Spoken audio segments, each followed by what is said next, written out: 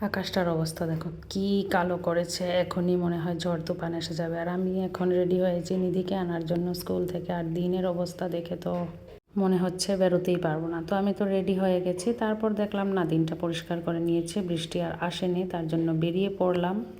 তবে যা অন্ধকার করেছিল মনে হয়েছিল অনেক বড় তুফান আসবে, যদিও আসেনি। তারপর একটু হাঁটতে হাঁটতে তারপর টুকটুক পেয়ে গেলাম। তো স্কুলে যাওয়ার একটু আগেই বেরিয়েছি, কারণ অনেক দিন হয়ে গেছে পূজার পার্লারে যাচ্ছি না। অনেক দিন বলতে কি অনেক মাস হয়ে গেছে, এলকেজি ক্লাস শুরু হওয়ার পর থেকে আর পূজার পার্লারে যাওয়া হয়নি।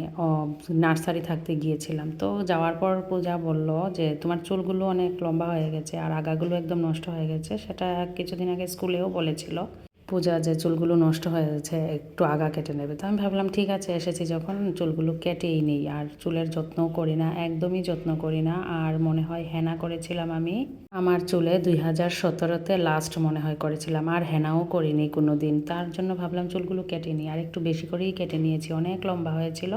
কারণ চুলের যত্ন করার সময়ই পাই না। আর এখন কেন না জানি না, নিজের যত্ন করা ভুলে গেছি, এখন আর ভালো লাগে না। তো অনেকটাই কেটে নিলাম। তো এখন চলে যাচ্ছি স্কুলে, নিধির ছুটির সময় হয়ে গেছে। আসলে আজকে একটু তাড়াতাড়ি বেরিয়েছি বলে পার্লারে গেলাম, পূজা পার্লারে গেলাম বলে ভাবলাম চুলগুলো কেটেই নিই। আসলে আমার কোনো ঠিক ঠিকানা নেই, আমি যখন যেখানে সময় পাই ওইখানে কেটে নেই বা থ্রেডিং করে নেই। যেমন নিধির আর্ট টিচারও পার্লারে কাজ, মানে পার্লার আছে নিধির আর্ট টিচারের, তো যখন আমি ওইখানে সময় পাই ওইখানে থ্রেডিং করে নেই, যখন যেখানে সময় পাই। যাই হোক, তারপর নিধিরও ছুটি হয়ে গেল স্কুলে এসে। তার মধ্যে বৃষ্টিও পড়ছে একটু একটু করে, তো নিধি ছাতা নিয়ে রওনা দিল। তো ঠিক আছে, আজকের ব্লগ এতটুকুই থাক। সবাই ভালো থাকবেন, সুস্থ থাকবেন। নতুন ব্লগে সবার সাথে আবারও কথা হবে। টাটা।